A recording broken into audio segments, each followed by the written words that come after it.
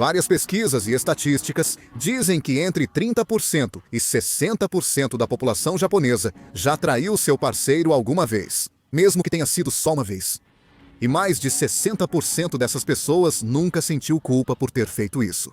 O adultério não é algo socialmente aceito, mas é algo bastante normalizado, especialmente entre os homens, o que faz com que eles sejam perdoados mais facilmente.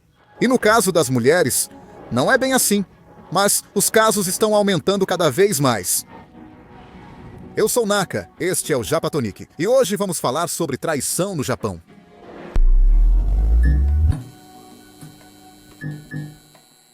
Bom, vamos primeiro pelas razões típicas pelas quais as pessoas cometem adultério. Começando do início, muitos japoneses e japonesas se casam por uma questão de status social. É muito comum que te perguntem em qualquer conversa social ou no trabalho se você é uma pessoa casada. É muito comum, as pessoas são curiosas sobre isso. E muita gente sente que dizer que é solteiro é coisa de perdedor, e se você é casado ou está em um relacionamento, é vencedor. E isso acaba gerando casais forçados, é óbvio. Muitas mulheres recebem pressão de suas mães e avós, que dizem para elas se casarem.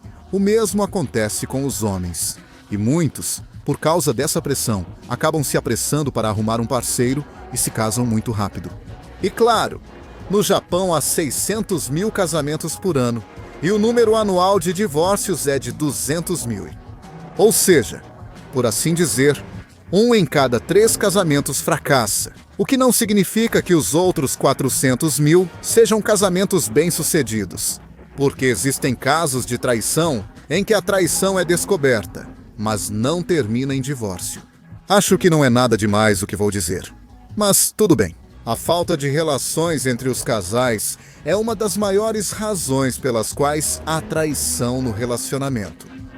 Os casais sem sexo, como são chamados, são bastante comuns em casamentos, especialmente aqueles que têm filhos ou passaram por gravidez. Existem centros de aconselhamento para casais, onde se destaca muito que há muita traição durante a gravidez ou depois de terem filhos, que desde essa fase deixam de ter relações, tornando-se casais sem sexo. No caso dos homens, há um acesso muito fácil a experiências que estão no limite do que seria trair ou não. Está em uma zona cinzenta que, segundo a sociedade japonesa, pode ser vista ou não como adultério. E é disso que estou falando. De todas as atividades noturnas, especialmente a prostituição. Muitas pessoas não consideram a prostituição como uma forma de traição. Há até mulheres que aceitam, ou mulheres que não querem ter relações com o marido. E dizem, vá a um bordel, eu não tenho problema com isso. E isso é algo que realmente acontece.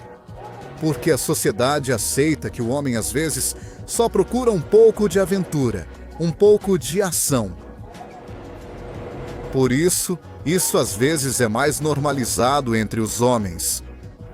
Porque simplesmente é visto como querer se entreter de certa forma. E por isso, pode ser um pouco mais perdoado. Mas as mulheres não são facilmente perdoadas, pois acredita-se que agem já envolvidas sentimentalmente. O homem paga pelo serviço ou faz isso apenas por ser homem. Agora, pontos a destacar que se repetem muito entre as mulheres são 5. Um deles é a autoestima elevada, como o orgulho da mulher, que pensa que é muito mulher para o homem com quem ela está. Isso se assemelha ao segundo ponto, não receber o amor que oferecem.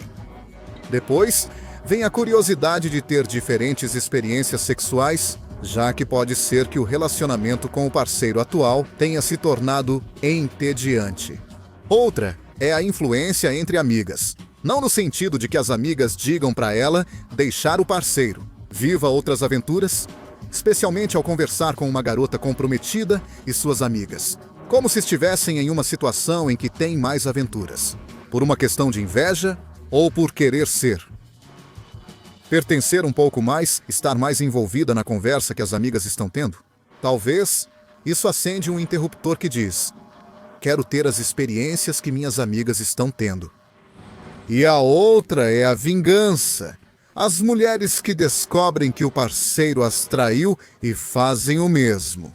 Mas quando me refiro à vingança em si, não é vingança propriamente dita. Não é que façam isso só por vingança ao parceiro, mas sim que é uma pessoa que sentia o mesmo que a pessoa que a traiu, só que ela não estava fazendo isso. Ao ver o que fizeram com ela, disse: já chega, não aguento mais, farei o mesmo. Sobre os centros de aconselhamento de casais, mencionei que atendem muitos casos de casais prestes a terminar ou que já terminaram. Entre os casos de mulheres grávidas, há muitas que percebem que o parceiro está traindo elas. Mas não fazem nada, não dizem nada por medo de acabar criando um filho ou filha sozinha. E depois tem aquelas que já têm filhos. São muitos os casos de pessoas que não têm relacionamento, não se dão bem, mas mantêm uma relação falsa apenas por causa do status do filho. Para que, por exemplo, na escola não vejam ele como um menino sem pai, por exemplo, ou sem mãe. O tema dos divórcios com filhos é complicado, pois na maioria dos casos envolve filhos. O filho acaba perdendo o sobrenome do pai e acaba adotando o sobrenome da mãe. E é muito comum que os pais não assumam a responsabilidade pelos filhos depois do divórcio. Apenas 25% dos pais divorciados com filhos pagam pensão alimentícia. Ou seja, em 75% dos casos, os pais desaparecem completamente da família. Parece o lado comum de um divórcio quando os filhos ainda são pequenos. E esses casais que fingem ter um bom casamento são chamados de kamen fufu. Fufu significa casamento. Kamen significa máscara. Ou seja, é como se fosse um casamento mascarado ou casamento fake, de fachada. Mas sim, uma vez que o filho ou a filha atinge a maioridade, eles se divorciam logo em seguida. Quando atinge a maioridade, ou quando se torna independente, ou quando sai de casa. Há casais que realmente já tinham isso completamente decidido, de que se o filho se formar ou algo assim, eles se divorciam. E isso é algo que acontece muito. Depois, também existem os casos de pessoas que se dão bem com o parceiro, que gostam do parceiro como um companheiro de vida, mas perdem a atração sexual. Esses também são casos de traição de parceiros. Somente em busca de aventura. Bom, isso pode acontecer também em qualquer país do mundo, mas só queria destacar que esses casos também existem. Mas enfim, digamos que esse é um dos maiores problemas que eles têm. E isso é algo muito típico da sociedade japonesa. A falta de comunicação, porque os japoneses não se comunicam bem o suficiente. Além de serem um casal, não importa o quanto se amem. Como há muita falta de comunicação, acaba que um termina agindo pelas costas do outro. Ou, por exemplo, homens que trabalham fora o dia inteiro e chegam cansados em casa. Acham que a mulher leva a vida fácil e confortável, pois passa o dia em casa, cuidando da casa e dos filhos. E, claro, ao não valorizar o trabalho da mulher, a mulher acaba sendo a primeira a querer enganar o marido pela falta de valorização por parte do parceiro.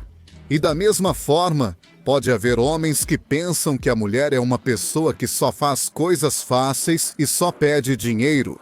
E, portanto, quer procurar uma aventura com uma pessoa que seja mais gentil com ele, que valorize o quanto ele trabalha. E a pandemia não ajudou muito nisso, porque houve muitos casos de homens que estavam muito estressados ou muito mal-humorados por causa do vírus, por terem que ficar em casa. O resultado foi que houve muitos casos em que depois perceberam que esse mau humor do marido era porque ele não podia sair de casa para trair a esposa. E da mesma forma, surgiram muitos casos de homens que, apesar do vírus, saíam para trair a esposa. Agora, embora você não acredite, trair o seu parceiro é um crime somente em casos de casamentos. Se houver casamento. Se uma pessoa descobre, com provas, que seu parceiro está traindo ela tem direito a uma compensação monetária, uma espécie de multa. Digamos, como alguém pode às vezes conseguir as provas? Bem, existem os detetives particulares, que aqui são chamados de wakichosa, mas os wakichosa, o waki que seria enganar.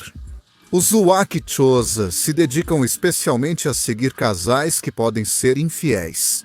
E eles têm a garantia de que, se não conseguirem as provas de que o parceiro está traindo, eles não cobram nada, só cobram se descobrirem que realmente estavam te traindo. Tendo as provas com esses detetives, você pode pedir que seu parceiro pague, ou que a pessoa com quem ele está traindo pague. Como isso funciona? Se seu marido está te traindo, parece fazer sentido que ele mesmo te pague, né?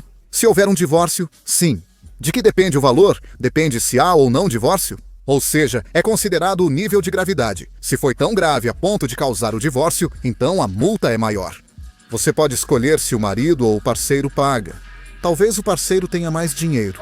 Mas pode acontecer de alguém querer perdoar o marido e que a mulher pague. E o preço que pode ser pago pode chegar até $50 mil, que esse é o valor máximo. Estatisticamente é difícil tirar os números, mas tudo bem. Segundo algumas fontes e estatísticas, o Japão ocupa a 8ª posição entre os países com mais traições. E em outros casos, estava na posição 26. Nada a ver. O país com mais traições de casais era a Tailândia. E depois vinham todos os países da Europa. Mas, enfim, esse foi um pequeno bate-papo sobre como é o adultério no Japão. Espero que tenham aprendido algo novo. Nos vemos na próxima. Um abraço pra você, família, bichos de estimação e até pro seu vizinho chato. Tchau!